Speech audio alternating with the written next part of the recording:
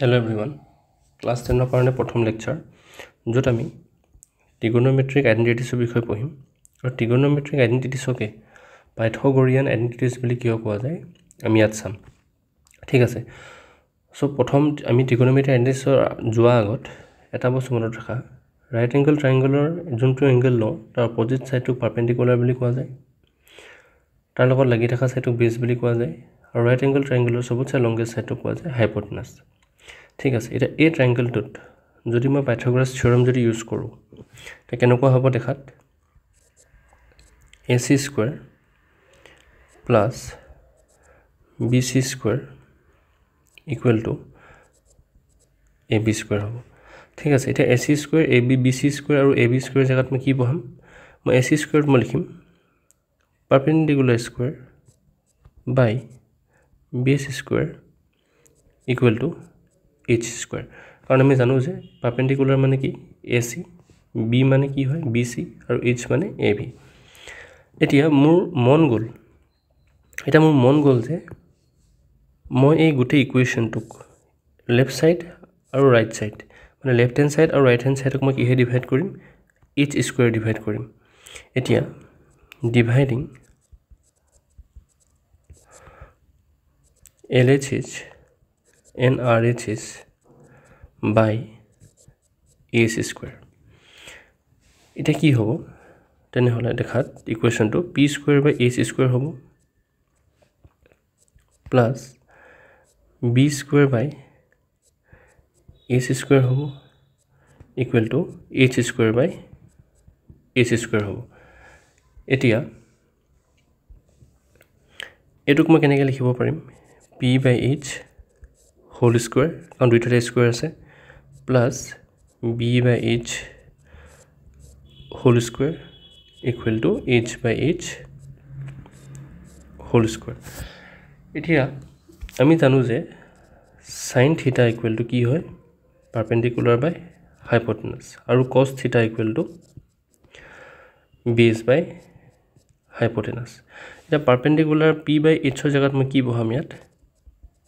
sin theta whole square B by H ৰ জাগাত cos theta whole square HS cancel যাব আৰু এটা আহি যাব 1 ঠিক আছে এতিয়া মই কি কৰিব পাৰিম এটো ব্ৰেকেট কেটা যদি মই ওপেন কৰো কি আহিব sin square theta plus cos square theta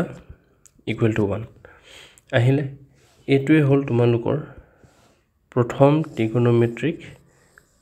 identities এটোৱে হল আমাৰ প্ৰথম trigonometric identities এতিয়া এটোকে মই কেনেকৈ লিখিব পাৰিম আউটা প্ৰকাৰত এতিয়া মই cosটোক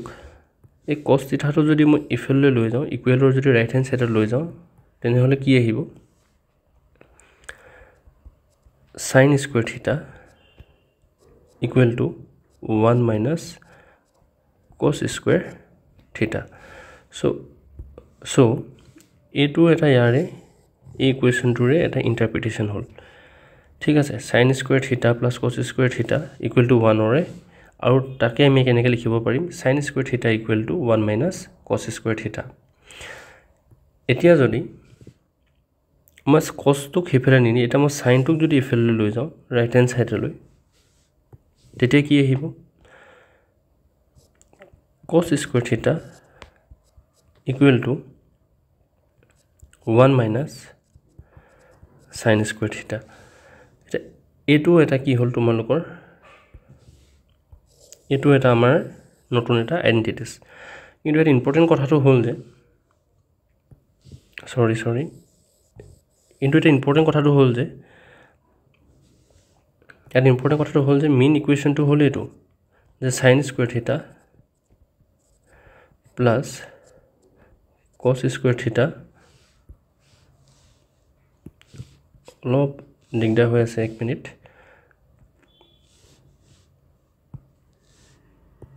ইয়াত এটা কি আহিলে মেইন ইকুৱেশনটো আহিলে sin square theta plus cos square theta equal to 1 এই ইকুৱেশন কেটাকে মই এই দুটা ফৰ্মত লিখিব পাৰোঁ সো এটো হ'ল ইকুৱেশ্যন নম্বৰ 1 ইকুৱেশ্যন নম্বৰ 2 আৰু ইকুৱেশ্যন নম্বৰ 3 এটা ইম্পৰ্টেন্ট কথাটো হ'ল যে যেহেতু এইকেইটা ফৰ্মুলা মই পাইথাগোৰাছ থিওৰেমৰ পৰা ডিৰাইভ কৰিছোঁ হেকানে এইকেইটা কি বুলি কোৱা যায় পাইথাগোৰিয়ান আইডেন্টিটিজ বুলি কোৱা যায় ঠিক আছে এটা আমি আগবাঢ়ো আৰু কিমানটা কেইটা আইডেন্টিটিজ আছে আমি চাওঁ এতিয়া চোৱা আমি অলপ আগত লিখিছিলোঁ যে p square plus b square equal to h square আমি অথনি কিহে ডিভাইড কৰিছিলোঁ h এৰে ডিভাইড কৰিছিলোঁ h square এৰে ডিভাইড কৰিছিলোঁ এতিয়া মই লিখিম যে by dividing the equation যিকোনোটা লৈ লওঁ আমি ধৰি লওঁ p square p square লগত আমি গোটেই ইকুৱেশ্যনটো আমি ডিভাইড কৰিম এবাৰ তেনেহলে কি আহিব আমি চাওঁ তেনেহলে কি আহিব p square by p square plus b square by p square equal to h square by p square কাৰণ আমি এবাৰ গোটেই ইকুৱেশ্যনটো কিহে ডিভাইড কৰিছোঁ p square ডিভাইড কৰিছোঁ সো এটোক মই কেনেকৈ লিখিম আকৌ p by p whole square plus b by p whole square plus h by p whole square ঠিক আছে এতিয়া এটা বস্তু মনত ৰাখিবা cot theta equal to কি হয় base by perpendicular cot theta to কি হয় base by perpendicular আৰু cosec theta to হল আমাৰ hypotenuse by perpendicular এতিয়া এই ইকুৱেশ্যনটো মই ইয়াত আৰম্ভ কৰিছোঁ p by p এটো কেনসেল হৈ গ'ল এটো কেনসেল হৈ গ'ল 1 plus b by p জায়গাত কি বহাব পাৰিম মই cot theta whole square equal to h by p জায়গাত মই কি বহাব পাৰিম cosec square sorry এইকোনে আমি লিখিব পাৰো কিন্তু মই এই স্টেপ তোমালোক আৰু অলপ ডিটেইলছত যাবলৈ অলপ লিখি লিখিছো cosec theta whole square ঠিক আছে এটোকে যদি মই ওপেন কৰো কি হ'ব 1 plus cot square theta equal to cosec square theta এটো হৈ গল আমাৰ সবতছে ইম্পৰ্টেন্ট 4 নম্বৰ আইডেন্টিটিজ এটো কি হৈ গল আমাৰ 4 নম্বৰ আইডেন্টিটিজ তো কি হয় 1 plus cot square theta equal to cosec square theta এটা আমাৰ কিমান নম্বৰ ইকুৱেশ্যন হৈ গল আমাৰ কাৰণে এটো 4 নম্বৰ ইকুৱেশ্যন এটা সেম আগৰ নিচিনা আমি কৰিব পাৰো এতিয়া মই যদি cot টুক যদি এফালে লৈ গুছি যাওঁ তেনেহলে কি আহিব cot টুক যদি মই এফালে লৈ গুছি যাওঁ তেনেহলে কি আহিব ইয়াৰ পৰা cosec square theta minus cot square theta equal to 1 এই বস্তুটো আমাৰ আহিব আমাৰ কি আহিব cosec square theta equal to cot square theta equal to 1 cosec square theta minus cot square theta equal to আমাৰ আহি যাব 1 এটো হৈ গল আমাৰ 5 নম্বৰ ইকুৱেশ্যন 5 নম্বৰ আইডেন্টিটিজ আমাৰ হটো হৈ গল 5 নম্বৰ আইডেন্টিটিজ এতিয়া ইয়াৰ পৰা আমি আৰু এটা স্টাৰ লিখিব পাৰো এই ইকুৱেশ্যনটোকে মই আৰু এটা প্ৰকাৰত লিখিব পাৰো কেনেকৈ লিখিব পাৰিম হেতু যোনটো 6 নম্বৰ ইকুৱেশ্যন বনি যাব হেতুক মই কেনেকৈ লিখিব পাৰিম cosec টু এফালে লৈ গুছি আহিলো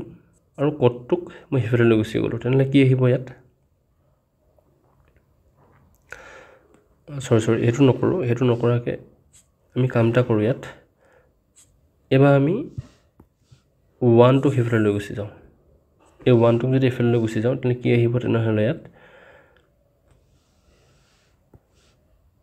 কি আহিব তেনেহলে cosec square theta minus 1 equal to cot square theta এটো হৈ গল আমাৰ ইম্পৰ্টেন্টলি আইডেন্টিটিজ নাম্বাৰ 6 ঠিক আছে সো আমি এটালৈকে কেইটা আইডেন্টিটিজ পালোঁ 6টা আইডেন্টিটিজ পালোঁ এটো হ'ল 4 নম্বৰটো ইয়াত মেইন আইডেন্টিটিজ হয় আৰু বাকিবোৰ কি হয় ইয়াৰ কাৰণে সেম ইকুৱেশ্যনটোকে আমি এনেকৈ ইন্টাৰপ্ৰেট কৰি লিখিব পাৰোঁ ঠিক আছে আৰু চাওঁ আমি আইডেন্টিটিজ কি কিমান আইডেন্টিটিজ আছে 1 মিনিট মই পেজ এড কৰি লওঁ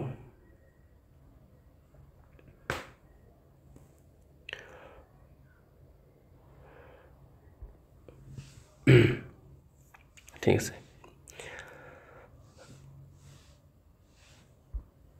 ওকে অলপ আগত আমি আকৌ লিখিছিলোঁ যে সেম ইকুৱেশ্যনটোকে আমি বাৰে বাৰে লিখিম আমি অলপ আগত কি লিখিছিলোঁ perpendicular square plus base square plus or base square equal to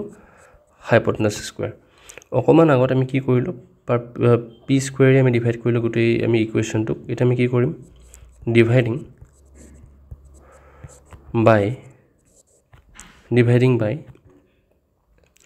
b square তেনেহলে কি লিখিম p square by b square plus b square by b square equal to ইয়াত আহিব ac square okay পেনটো চেঞ্জ কৰি লৈছো ac square by b square ঠিক আছে এতিয়া p square by b square টো মই আকৌ same p by b whole square plus b square by b square so b by b টোকে মই whole square লিখি লিলো equal to h by b whole square এতিয়া আকৌ আমি জানো যে tan theta equal to perpendicular by base tan theta equal to কি perpendicular by base আৰু sec theta equal to hypotenuse by base এতিয়া p by b জায়গাত মই কি লিখিম tan theta লিখিব পাৰো হেকিনা মই কি লিখিম ইয়াত tan theta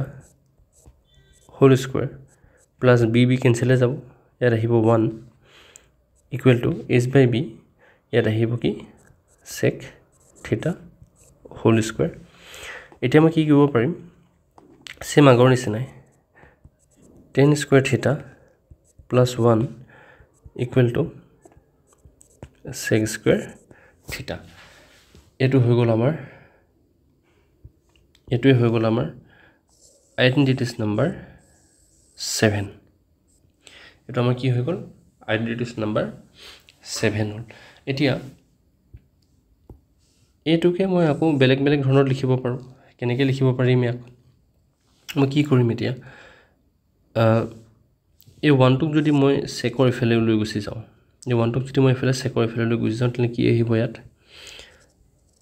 sec square theta minus 1 equal to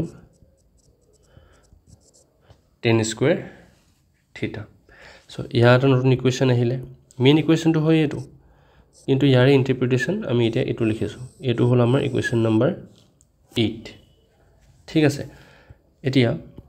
এটোক মই এবাৰ কি কৰিলো 1 টোক এফালে নিলো এবাৰ মই 10 টোক এফালে নিব পাৰো তেনে মই কি লিখিব পাৰিম ইয়াত sec square theta এটা মই 10 টোক এফালে লৈ যাম 1 টো এফালে থাকিব কিন্তু মই 10 টোক secৰ এফালে লৈ যাম তে কি হ'ব sec square theta minus tan square theta equal to 1 এটো হৈ গল আমাৰ 9 নম্বৰ ইকুৱেশ্যন এটা আমাৰ কি হৈ যাব 9 নম্বৰ ইকুৱেশ্যন বুজি পালা সো আমাৰ লগত কেটা ইকুৱেশ্যন আহি গল এতিয়া 9টা আহি গল এটো হল 7 নম্বৰ এটো হল 8 আৰু টা হল 9 কিন্তু এতিয়া আৰু দুটা ট্ৰিগোনোমেট্ৰিজ আইডেন্টিটিজ আছে যোনকেটা বহুত ইম্পৰ্টেন্ট হে ইম্পৰ্টেন্ট ট্ৰিগোনোমেট্ৰি আইডেন্টিটিজ কেটা আমি চাবলৈ গৈ আছো নেক্সট হে ট্ৰিগোনোমেট্ৰি আইডেন্টিটিজ কেটা কোপ আহিছে সোৱা ইম্পৰ্টেন্ট হয় কিনা বহুত ইম্পৰ্টেন্ট এতিয়া এটা ট্ৰিগোনোমেট্ৰি আইডেন্টিটিজ আছিল যে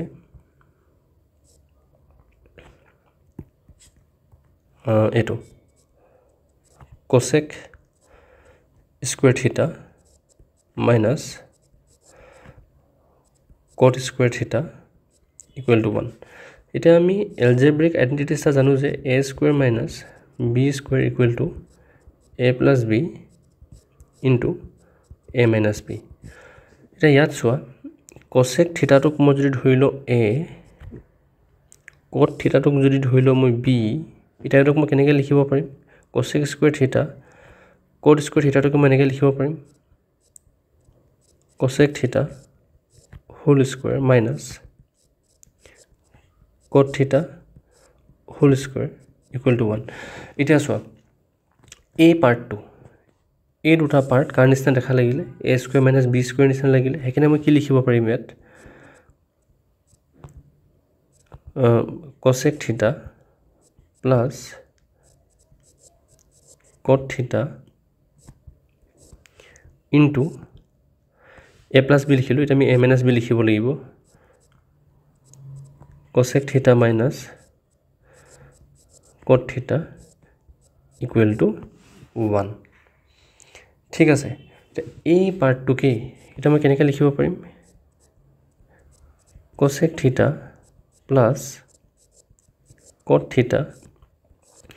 এটো যদি মই রাইট হ্যান্ড সাইডলৈ লৈ যাওঁ কোলৈ লৈ গৈছি যাওঁ রাইট হ্যান্ড সাইডলৈ লৈ গৈছো কি আহিব তেনেহলে 1 বাই cosec থিটা মাইনাস cot থিটা এটোৱে হল আৰু এটা নতুন ফৰ্মুলা এটো ইম্পৰ্টেন্ট মই এটো তোমালোকে মনত থবা যে এক মিনিট এটো হল মেইন ফৰ্মুলাটো কি আহিলে মেইন ফৰ্মুলাটো কি আহিলে যে cosec থিটা প্লাস cot থিটা is equal to 1 by cosec থিটা minus cot থিটা কেনেকৈ আহিলে গম পালা যে এই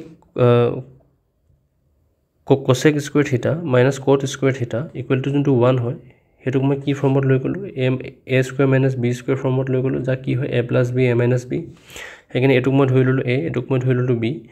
এটুক প্ৰথমতে কেনেকৈ লিখিলো a plus b ফৰ্মত লিখিলো আকৌ কেনেকৈ লিখিলো a minus b ফৰ্মত লিখিলো আৰু এই পাৰ্টটোক মই কলৈ লৈ গলো ৰাইট হ্যান্ড সাইডলৈ লৈ গলো যাৰ কাৰণে কি আহিলে cosec থিটা plus cot থিটা equal to 1 by cosec থিটা minus cot থিটা ঠিক আছে এতিয়া ঠিক এনেদৰে আৰু এটা এনেকুৱা ফৰ্মুলা আছে যৰ পৰা আমি এনেকৈ আকৌ ডিৰাইভ কৰিব পৰা যাব নেক্সট ফৰ্মুলাটো হল আমাৰ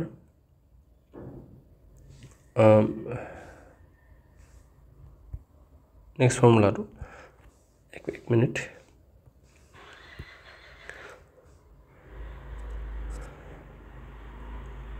sec স্কয়াৰ থিটা মাইনাস tan স্কয়াৰ থিটা equal to 1 same এটো a এটো মই ধৰি লও a এটো ধৰি লও b এটো ধৰি লও মই a তেনে কি আহিব ইয়াত sec থিটা প্লাস tan থিটা মাল্টিপ্লিকেশন আহিব কি আহিব sec থিটা মাইনাস tan থিটা equal to 1 তেনে হলে sec থিটা প্লাস tan থিটা যদি ইয়াক মই রাইট হ্যান্ড সাইডলৈ লৈ গুছি যাওঁ তেনে হলে ই হি যাব 1 বাই sec থিটা মাইনাস tan থিটা এটো হল তোমালোকৰ 11 নম্বৰ আইডেন্টিটিজ এটো হল আমাৰ 10 নম্বৰ আমাৰ হৈ গল এটো আইডেন্টিটি এটা টোটাল আমি কেটা আইডেন্টিটি পালো আমি টোটাল পালো 11 টা আইডেন্টিটিজ এটা ইয়াৰ এপ্লিকেশন কেটা এই গুটি কেটা আইডেন্টিটিছৰ যোনটো এপ্লিকেশন হ'ব হেটো আমি কোৱেশ্চন সিৰিজ যোনটো চলি থাকিব হনাই তাতে আমি ডিসকাশন কৰিম ঠিক আছে থ্যাংক ইউ